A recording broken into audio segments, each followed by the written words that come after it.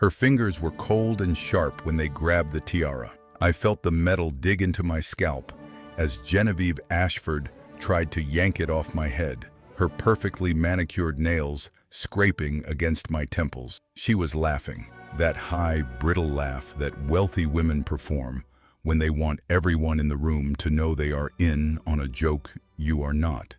And the ballroom had gone quiet in the way rooms go quiet when cruelty is happening and people are deciding whether to intervene or spectate. "Plastic," Genevieve announced, her voice carrying across the marble floors and the crystal chandeliers and the 200 guests in evening wear who had paid £5,000 per ticket to attend the Belmont Foundation charity gala. "This is actual plastic.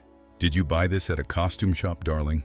Or did you find it in a Christmas cracker?" She pulled harder. The tiara held. It was not designed to come off easily. It was designed to sit on the head of a reigning monarch during state functions and withstand hours of ceremonial obligation without shifting. What would you do if a woman in a £30,000 Ailey Saab gown tried to rip a piece of jewelry off your head in front of 200 of the wealthiest people in London? What would you do if your partner, the man you had spent 18 months building a life with, the man who had told you he loved you for who you were and not for what you had, stood 3 feet away holding a champagne flute and said nothing, did nothing, simply looked at the floor as if the marble pattern had suddenly become fascinating?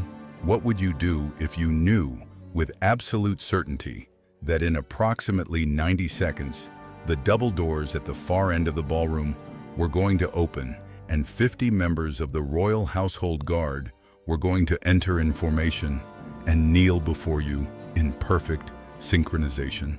I looked at Genevieve. Her face was flushed with the particular pleasure of someone who believes they are winning. Her diamond bracelet, Cartier, probably £200,000, borrowed for the evening from her family's vault, caught the light as she twisted her wrist, trying to find an angle that would dislodge the tiara. I reached up. I placed my hand over hers. I applied just enough pressure to stop the pulling without causing pain. "Let go," I said. My voice was quiet. It did not need to be loud. She blinked. For a moment, something that might have been uncertainty crossed her face. Then she rallied. "Or what? You will call security? Tell them I am assaulting you with your own fake crown?" "Something like that," I said.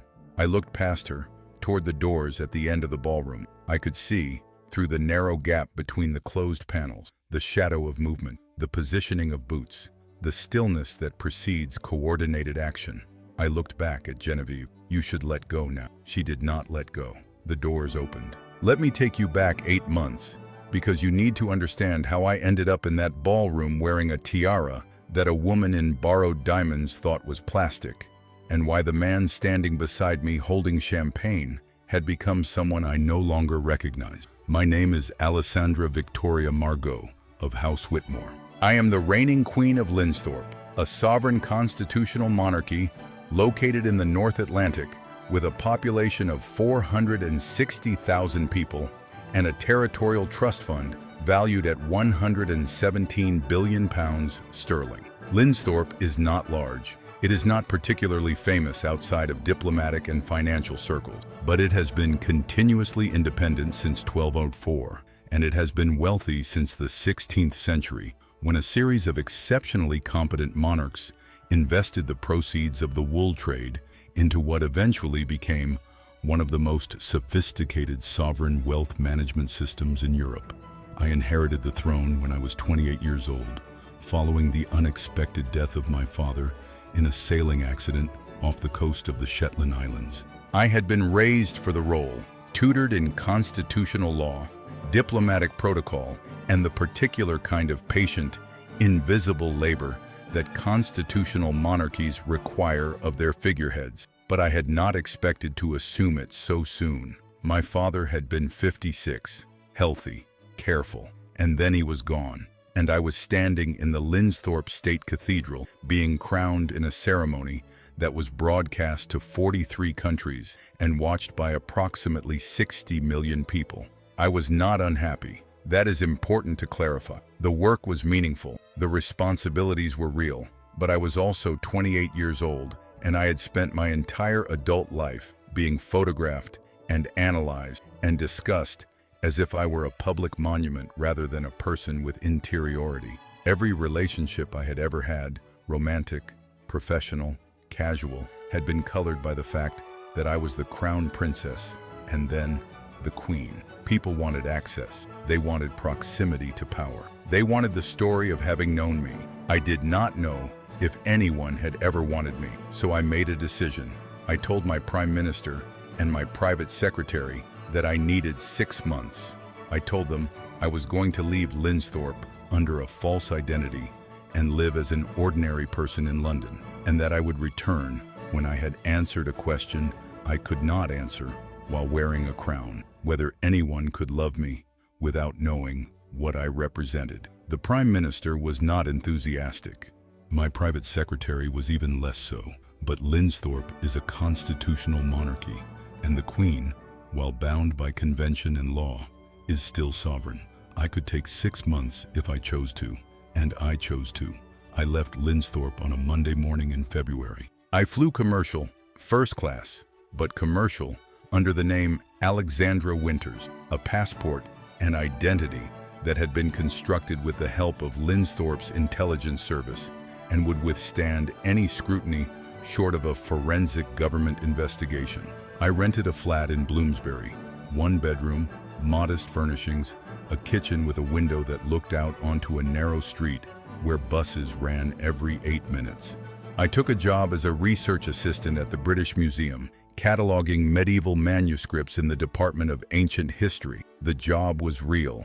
I had a doctorate in medieval studies, completed before my father's death, written under my actual name, though few people connected the Alexandra Whitmore, who published articles on illuminated liturgical texts, with the Crown Princess of Linsthorpe. The work was quiet and precise, and required no performance. I was good at it. I met Nicholas Hartley 6 weeks in. He was a corporate lawyer at a mid-sized firm in the city. He came to the museum for a lunchtime lecture series on medieval property law. The museum ran these occasionally for professionals who wanted continuing education credits. And he sat in the front row and asked intelligent questions about land tenure systems in 12th century England. After the lecture, he approached me near the manuscript display and asked if I could recommend any accessible texts on the subject that were not entirely academic. I could. I did. We talked for 20 minutes about legal history and the evolution of property rights, and whether medieval people had conceived of ownership in fundamentally different ways than modern legal systems assumed. He listened with the kind of attention that suggested he was genuinely interested, rather than performing interest to impress me. He asked if I wanted to have coffee. I said yes. Nicholas was 34. He had grown up in Kent, the son of a civil engineer and a school teacher, and he had worked his way through university and law school on scholarships and part-time jobs. He was articulate, thoughtful, and ambitious in a way that seemed grounded in wanting to do good work rather than in wanting to be seen doing good work. He wore well-made but not extravagant clothes. He lived in a flat in Canary Wharf that he was saving to buy outright because he did not like carrying debt. He talked about his cases with the kind of careful enthusiasm that people have when they are discussing something they genuinely care about but are aware might bore others. I found all of it appealing. He was normal, he was real, and he seemed to see me. Alexandra Winters, research assistant, quiet and careful, and interested in medieval manuscripts, as someone worth knowing. We started dating. The dating was modest and genuine. Dinners at mid-range restaurants, weekend walks along the South Bank, a trip to Canterbury to see the cathedral, where I explained the iconography of the stained glass windows, and he listened as if I were telling him something revelatory, rather than reciting information I had learned at 14. He asked about my family. I told him my parents were dead, which was half true, and that I had a small trust fund that covered my expenses, which was technically accurate if you define small in relative terms. He did not press for details. He seemed to accept me as I presented myself, someone self-contained, without complications, content with a simple life. I think that was part of the appeal for him.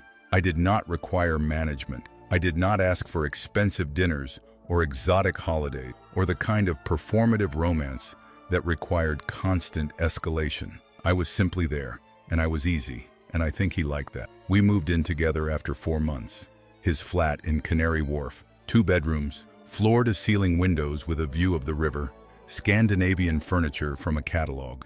It was clean and impersonal and comfortable.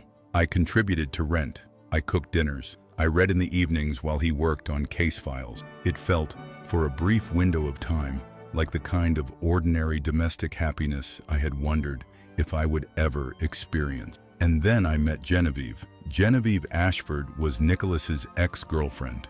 They had dated for 2 years during law school, and they had broken up, according to Nicholas, because Genevieve had wanted someone more socially ambitious, and Nicholas had wanted someone who did not treat relationships like networking opportunities. He said this with a tone of affectionate exasperation, as if Genevieve were a minor character in a story he had moved past. What he did not mention was that Genevieve Ashford was the daughter of Sir Reginald Ashford, a High Court judge, and Lady Vanessa Ashford, who sat on the boards of 4 major charities and was a fixture in the kind of social circles where people were identified by their family names and their club memberships. Genevieve had grown up in a Belgravia townhouse worth £18 million. She summered in the south of France. She wore Chanel and Valentino and carried bags that cost more than most people earned in 3 months. I met her at a work event Nicholas was obligated to attend, a cocktail reception for his firm's major clients, held at a private members club in Mayfair. Nicholas had asked me to come. He said it would be good for me to meet his colleague. I wore a simple black dress I had bought at a department store, minimal jewelry, my hair pulled back in a low chignon. Genevieve was there. She was wearing a white silk dress that I recognized as Dior, and she was holding a champagne flute and talking to a cluster of women who all looked like they had been dressed by the same stylist. She saw Nicholas across the room. She saw me beside him. Her expression shifted in a way that was so subtle, most people would have missed it. I did not miss it. She walked over. She kissed Nicholas on both cheeks. She looked at me with the kind of smile that is technically polite, but is actually an assessment. "You must be Alexandra," she said. Nicholas mentioned he was seeing someone new. How lovely. I said it was nice to meet her. "What do you do, Alexandra?" she asked. "I work at the British Museum," I said. "Manuscript conservation." "How interesting," she said. The way she said interesting made it clear she meant the opposite. "And where did you study?" "Oxford," I said. This was true. I had completed my doctorate at Oxford under my real name, but the thesis had been filed in the university archives, and unless someone went looking specifically for Alexandra Whitmore's research, they would not connect it to the woman standing in front of them. "Wonderful," Genevieve said. "I was at Cambridge myself, King's College. Nicholas was there as well, of course. We had some marvelous years." She said this while looking at Nicholas, and Nicholas looked at his champagne, and I understood immediately what was happening. Genevieve had not moved on, and Nicholas had not entirely moved on from Genevieve, or at least had not moved on from the version of himself that had dated someone like Genevieve. Over the following months, Genevieve became a recurring presence. She appeared at events Nicholas attended. She called him occasionally, just to catch up, she said, just to see how he was doing. She invited us both to a gallery opening, then to a dinner party at her parents' Belgravia townhouse, where I sat at a table with a High Court judge and a former cabinet minister and Genevieve's mother, who asked me, very politely, what my family did. I said they were deceased. Lady Ashford said how tragic, and then she said nothing else to me for the rest of the evening. Genevieve, meanwhile, had perfected the art of the microaggression. She complimented my dress in a way that suggested surprise that I owned anything presentable. She mentioned casually that she and Nicholas had once attended a state dinner at Buckingham Palace as guests of a family friend, and was not it funny how different their lives were now. She asked if I had ever been to the opera, and when I said yes, she asked which production, and when I named one, she said, "Oh, That was the touring production, was it not? Not the Royal Opera House. Nicholas said nothing, not in the moment, and not afterward. When I mentioned, carefully, that Genevieve seemed to be making pointed comments, he sighed and said Genevieve was just like that. She did not mean anything by it, and it was easier to ignore her than to make it into a confrontation. I said, she called my dress quaint. He said, she probably meant it as a compliment. I looked at him. Do you actually believe that? He hesitated, and in that hesitation, I understood that he knew exactly what Genevieve was doing, and he was choosing not to address it, because addressing it would require him to choose a side, and choosing my side would mean creating distance from Genevieve and the world she represented. The charity gala was Genevieve's idea. The Belmont Foundation was one of Lady Ashford's patronages, and Genevieve sat on the junior committee. The annual gala was a significant event. Black tie, held at Ashford Hall, a 17th century estate in Surrey that the Ashford family opened once a year for charitable purposes and otherwise kept as a private residence. Tickets were £5,000. The guest list included members of Parliament, titled aristocracy, and the kind of very wealthy people who donated to charities as a form of social currency. Genevieve invited Nicholas. She sent the invitation to his office, a heavy cream card with engraved script. She included a handwritten note saying she hoped he could attend and that he should feel free to bring a guest. Nicholas showed me the invitation that evening. He said it would be good for his career to be seen at events like this. He said his firm's senior partners would be there. He said it would mean a lot to him if I would come. I said, Genevieve does not want me there. He said, Genevieve invited you. I said, Genevieve invited a guest. There is a difference. He looked at me with an expression that was part frustration and part something I could not quite name. Alexandra, I am trying to build a career. These connections matter. I need you to be supportive. I was silent for a moment. Then I said, I am supportive. I am asking you to recognize what is happening. What is happening, he said, is that you are being paranoid about my ex-girlfriend, and it is making things harder than they need to be. I could have told him then. I could have explained that I was not paranoid, that I had spent my entire adult life learning to read the subtext of social interactions because my survival in royal circles had depended on it, and that Genevieve Ashford was conducting a sustained campaign to make me feel small. But I did not, because I wanted to see how far he would go, how much he would tolerate, whether he would defend me when it mattered. The answer, as it turned out, was not at all. The gala was held on a Saturday evening in early October. I spent 3 hours preparing. I wore a dress I had brought from Linsthorpe, a deep midnight blue silk gown, simple in cut, expertly tailored, with no visible label because it had been made by the Linsthorpe Palace couturier and had never needed a label.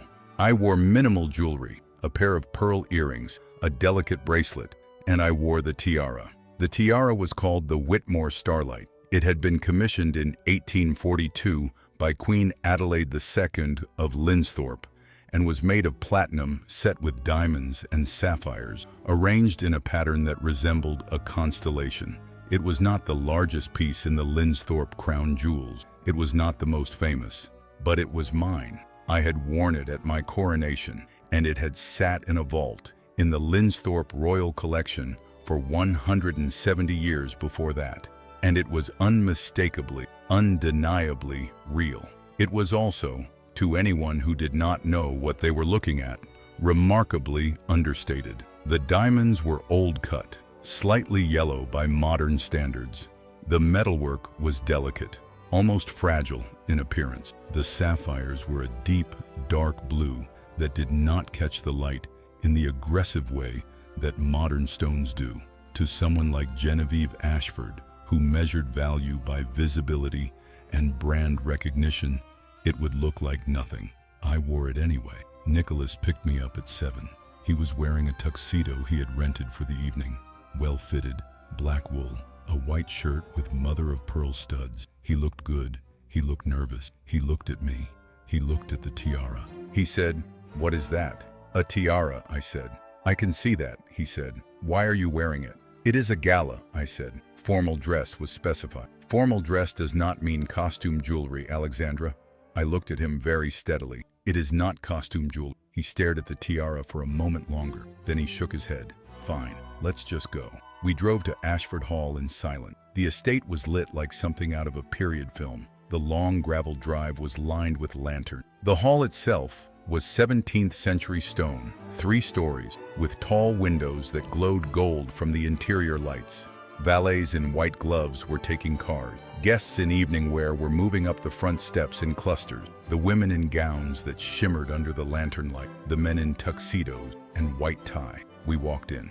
The entrance hall was marble and gilt, with a double staircase curving up to the first floor and a chandelier the size of a car hanging from the ceiling. A string quartet was playing in the corner. Waitstaff circulated with champagne and canapes. Genevieve was standing near the base of the staircase, wearing a gown that I recognized immediately as Elie Saab, white silk with gold embroidery, off the shoulder, a train that pooled behind her like liquid. She was talking to an older couple I did not recognize, but when she saw Nicholas, she excused herself and walked over. She kissed Nicholas on both cheeks. She looked at me. Her eyes went immediately to the tiara. Her expression flickered. Confusion, then amusement, then something sharper. Alexandra, she said.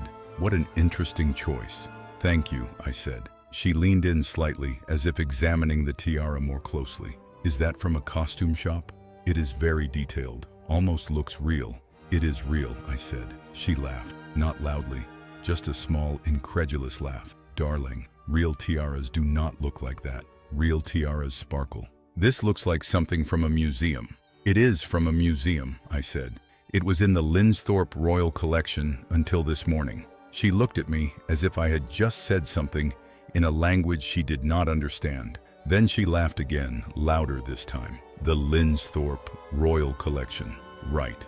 And I suppose you are the Queen of Linsthorpe. Yes, I said. She stared at me. Then she turned to Nicholas. Is she serious? Nicholas looked at his champagne. He said nothing. Genevieve looked back at me. Her smile was gone. You are insane, or you are a liar. Either way, this is embarrassing. She reached up. She grabbed the tiara, and she tried to pull it off my head. The ballroom had gone quiet. 200 people were watching. I placed my hand over hers. I stopped the pulling. Let go, I said. She did not let go. The doors at the end of the ballroom opened. 50 men entered in formation. They were wearing the dark blue dress uniforms of the Linsthorpe Royal Household Guard, with gold braid and white gloves and ceremonial swords at their sides. They moved with the precision of soldiers who had drilled the movement 10,000 times. They crossed the ballroom floor in absolute silence. The guests parted. The 50 guards formed a semicircle around me, and then, in perfect unison, they knelt. The officer at the front, Captain Henrik Voss, whom I had known since I was 16 years old, looked up at me and said, in a voice that carried across the now silent ballroom, Your Majesty. Genevieve's hand was still on the tiara. She had gone white. I removed her hand. I stepped forward. Out of her reach, Captain Voss stood.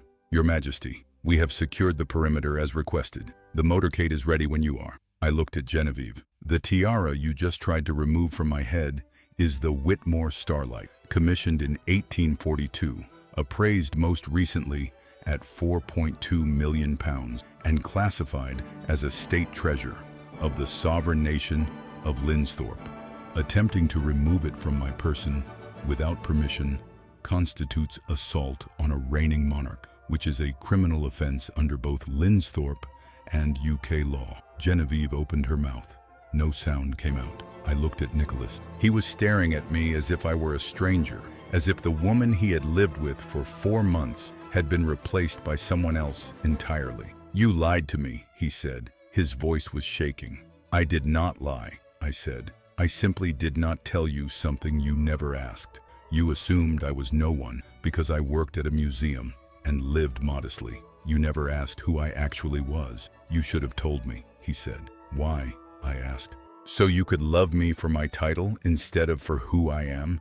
So Genevieve could be nice to me because I outranked her rather than because I deserved basic respect? He had no answer. I turned to Captain Voss. Has Lady Ashford been informed? She has, Your Majesty. She is currently speaking with our legal attaché in the library. I nodded. I looked at Genevieve. Your mother is being informed that you have committed an act of physical aggression against a sovereign head of state at a public event. The Linsthorpe Foreign Office will be filing a formal complaint with the UK government. You will be receiving a legal summons within 48 hours. Genevieve's face had gone from white to gray. I did not know. That is not a defense, I said. Ignorance of a person's identity does not excuse assault. I walked toward the doors. The 50 guards formed a corridor. I walked through it. Behind me, I could hear Genevieve beginning to cry. Not delicate tears, harsh, ugly crying. I did not look back. Outside, a convoy of vehicles was waiting. 12 armored Range Rovers, black, with the Linsthorpe Royal Crest in silver on each door. The lead vehicle was a Bentley State limousine, extended body, bulletproof glass, diplomatic flags. Captain Voss opened the door. I stepped inside. The interior was cream leather, silent, climate-controlled. A small vase of white roses sat in a holder beside the seat, a detail my private secretary always arranged because she knew I found them calming. The convoy began to move. I removed the tiara. I set it carefully on the seat beside me. My head ached where Genevieve had pulled. My phone buzzed. A message from my private secretary. Legal has filed the complaint. Lady Ashford is requesting a meeting. Do you want to pursue? I typed back, no. Let the complaint stand. No meetings. A second message arrived from Nicholas. 47 words begging me to reconsider, to give him a chance to explain, to understand that he had not known, that if he had known, he would have treated me differently. I read it once. I blocked his number. I did not need an explanation.